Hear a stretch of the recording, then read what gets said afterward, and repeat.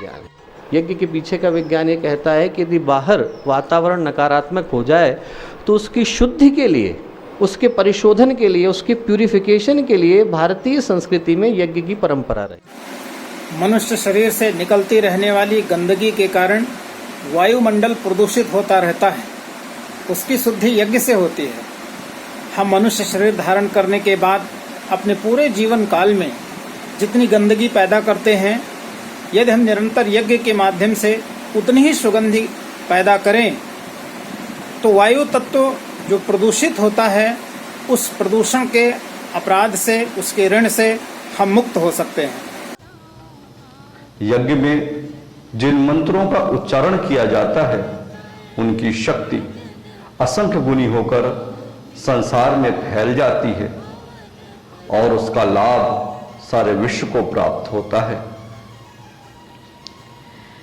गायत्री मंत्र की सद्बुद्धि शक्ति को जब यज्ञों के द्वारा आकाश में फैलाया जाता है, तब उसका प्रभाव समस्त प्राणियों पर पड़ता है और वे सद्बुद्धि से, सद्भावना से और सत्प्रवृत्तियों से अनुप्राणित होते हैं।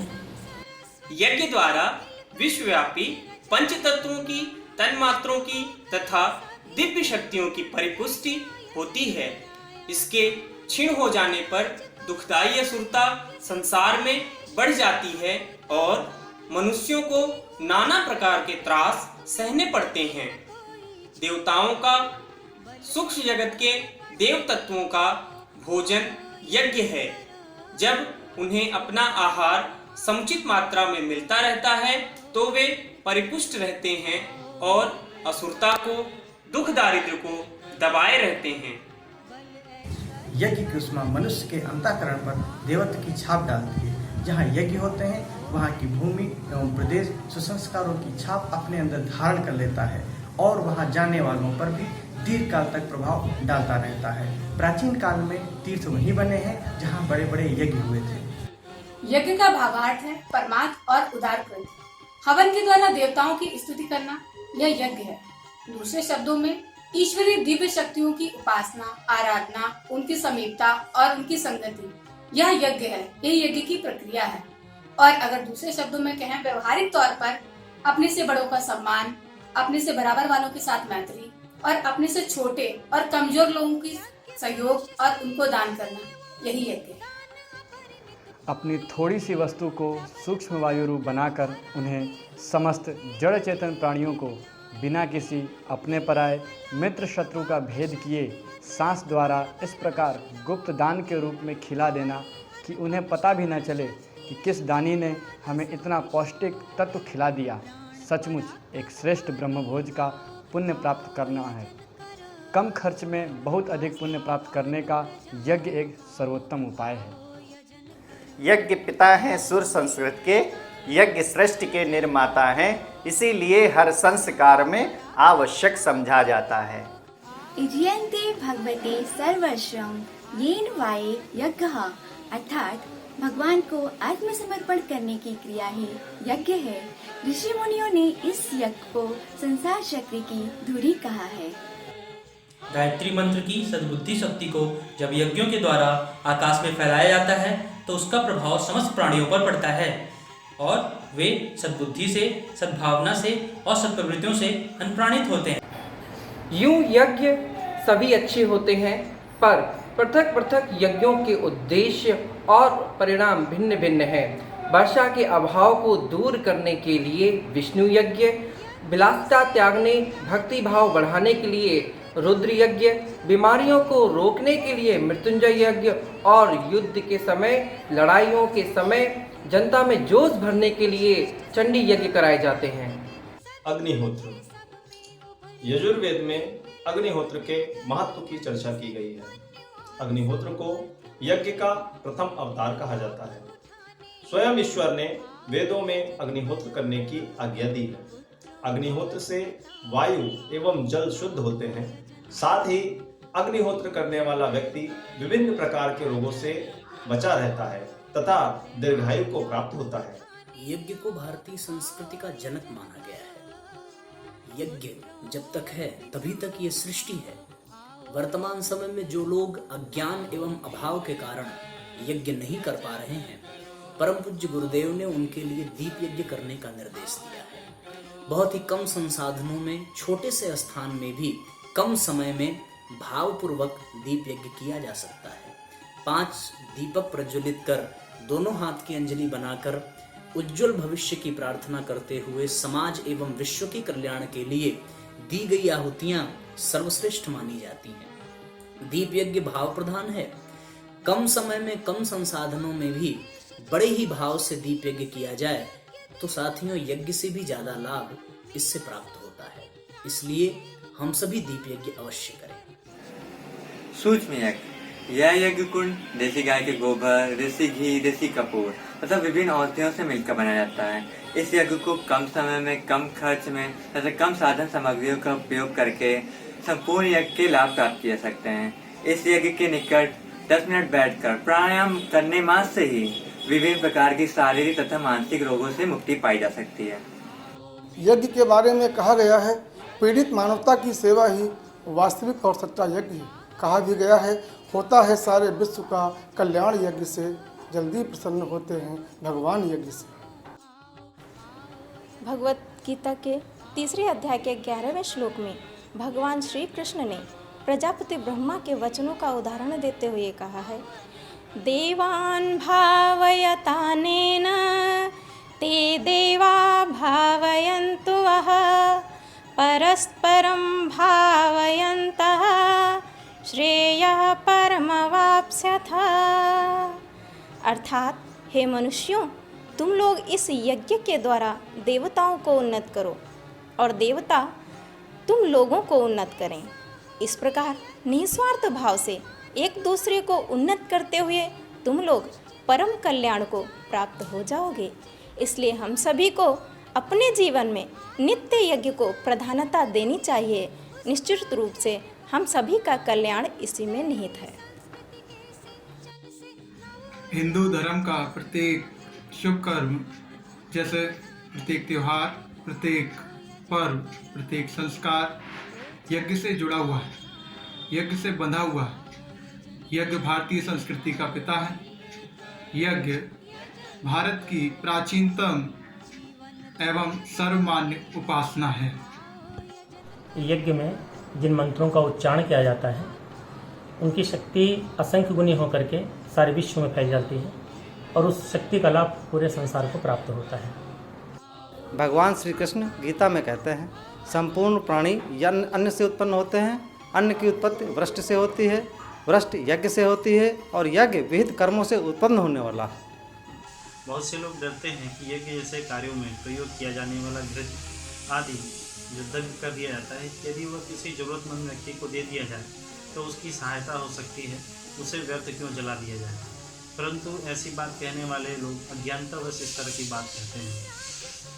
एक व्यक्ति को दिया जाने वाला घृत सिर्फ एक ही व्यक्ति को लाभ पहुंचा सकता है, परंतु यदि उस घृत से यज्ञ जैसे कार्यों में उसे प्रयोग किया जाए तो उसे सहस्त्रों व्यक्तियों को उसका लाभ मिल सकता है। इसीलिए यज्ञ को परमार्थकारी और कल्याणकारी कहा गया है। इसी में सबकी सेवा का भाव निहित है। जितने भी श्रेष्ठ कार्य हैं, यज्ञ उन सब में समाहित है।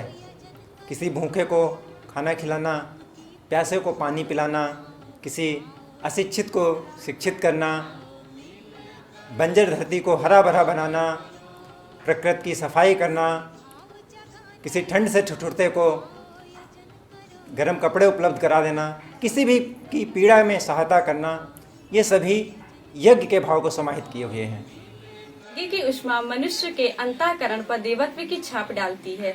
जहाँ यज्ञ होते हैं वह भूमि एवं क्षेत्र सुसंस्कारों की छाप अपने अंदर धारण कर लेते हैं और वहाँ जाने वालों पर भी दीर्घ काल तक प्रभाव डालती रहती है। प्राचीन काल में तीर्थ वही बने जहाँ पर बड़े बड़े यज्ञ हुए।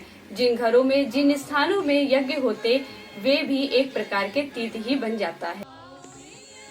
भगवान श्री कृष्ण ने गीता के 3 अध्याय के 9वें श्लोक में यज्ञ की महिमा बताते हुए अर्जुन को कहते हैं, हे अर्जुन, यज्ञार्थात् कर्मणो न्यत्र लोकोऽयं कर्म बंधनः तदर्थम कर्म कौन्तेय मुक्त संगः समाचर। अर्थात इस संसार में यज्ञ के सिवा जो कुछ भी है वो लोक बंधन का कारण है, इसलिए तू योगी की तरह निष्काम भाव से यज्ञ के लिए कार्य करो। यज्ञ सामूहिकता का प्रतीक है।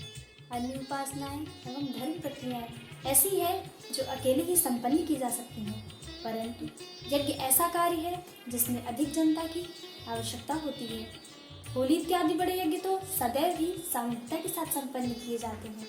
यज्ञ आयोजनों से सामूहिकता, सहकारिता और एकता की भावना विकसित होती है। यज्ञ द्वारा विषाक्त वातावरण को विषमुक्त बनाया जा सकता है। भाइयों बहनों, इस बात का प्रमाण भोपाल गैस त्रासदी सन 1984 में 2 दिसंबर को हुआ था, जिसमें एक कुशवाहा परिवार बचा रह गया था। माना जाता है कि इस परिवार के घर में प्रत्येक दिन यज्ञ होता था और उस दिन भी, जिस दिन यहाँ गैस त्रासदी हुई थी, उस दिन भी यज्ञ हो रहा था। इस यज्ञ के कारण ही उनके घर के आसपास में गैस की विषाक्तता समाप्त हो चुकी थी। अनेक वैज्ञानिकों ने, अनेक समाचार पत्रों ने इस बात को प्रमुखता से प्रकाशित किया था। आपको बताते चलें कि इस कोरोना जैसी महामारी के समय पर हम सभी लोग अपने घरों में यदि यज्ञ करते हैं तो निश्चित ही विश्व को इस कोरोना जैसी महामारी से मुक्त किया जा सकता है। जिस स्थान पर अग्निहोत्र होता है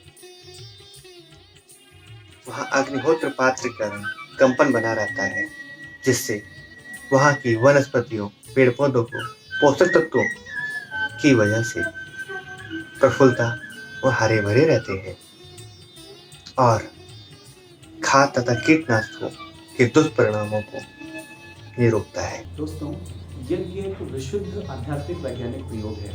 यज्ञ बलवैश्य यज्ञ से लेकर के और अश्वमेध स्तर तक के बड़े प्रयोगों के रूप में हम सब के बीच में रहा है। यज्ञ से हम सब ने आध्यात्मिक फलश्रुतियाँ पाई हैं, भौतिक लाभ भी कमाए हैं और उच्च स्तरीय वैज्ञानिक उपलब्धियाँ भी यज्ञ से ही हम सबको मिली हैं। इस समय यज्ञ का एक ऐसा वैज्ञानिक रूप विकसित हो रहा है जिसमें यज्ञ को अल्टरनेटिव मेडिकल थेरेपी के रूप में यूज किया जा रहा है। यज्ञ के एक ऐसे ही विशेष रूप को खेती में उपयोग किया जा रहा है, जिसमें हम खेती में यज्ञ करके और यज्ञ से प्राप्त भस्म, यज्ञ ऐश को उसका उपयोग करते हुए खेती से बहुत अच्छी मात्रा में गुणवत्ता युक्त उत्पादन प्राप्त कर रहे हैं। जैविक कृषि का यह एक बहुत महत्वपूर्ण टूल बना है। इसी के साथ भूगर्भ जल को शुद्ध करने के लिए, भूगर्भ जल की मात्रा को बढ़ाने के लिए, उसकी शुद्धता के लिए कृषि में इसका बहुत अच्छी तरीके से उपयोग किया जा रहा है और यह सार्वभौमिक रूप में हो रहा है। अलग अलग धर्मों से जुड़े हुए लोग, अलग अलग देशों में रह रहे लोग इस समय भारत आकर के इस काम को कर रहे हैं। निश्चित रूप से अगर हम सब पुनः विकसित होना चाहते हैं तो यज्ञ देवता का और गायत्री माता का अवलंबन लेना बहुत जरूरी है। इस वैज्ञानिक प्रक्रिया से जुड़ना बहुत आवश्यक है। यज्ञ के परिणाम कितने वैज्ञानिक हैं, इसका उदाहरण सन 1995 में गोरखपुर में अश्वमेध यज्ञ के दौरान हुए प्रदूषण परीक्षण के परिणामों से देखा जा सकता है। हवा में व्याप्त सल्फर डाइऑक्साइड और नाइट्रस ऑक्साइड की मात्रा लगभग 70% यज्ञ के बाद वहाँ पे कम हो गई। लोगों में यह भी भ्रम रहता है कि यज्ञ से सिर्फ धुआं निकलता है जो कि नुकसान करता होगा। यह गलत है। यज्ञ से लकड़ी के साथ विभिन्न औषधि पदार्थ भी जलते हैं जो स्वास्थ्य के लिए और वातावरण के लिए लाभकारी होते हैं।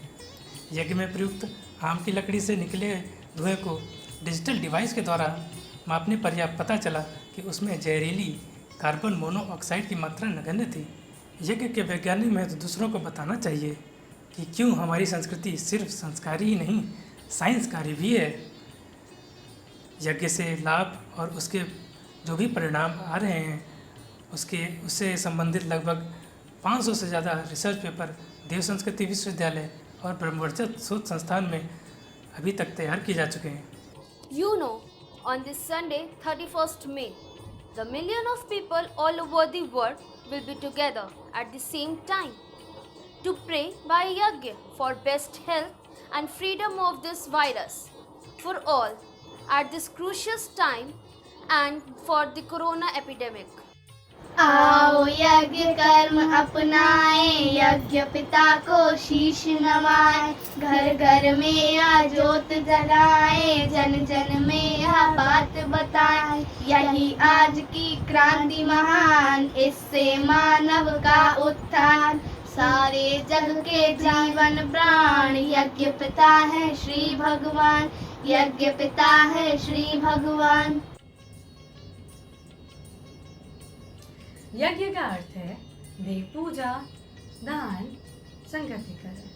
तात्पर्य त्याग, बलिदान, शुभ कर्म। आइए इस शुभ कर्म का हिस्सा बनते हुए ग्रह यज्ञ उपासना में हिस्सा लें। The union power is the most important thing in this era. So let us all join together on 31st May 9 AM, contribution of the self-welfare for the world welfare. घर घर में यज्ञ रचाएं, आओ भारत स्वस्थ बनाएं।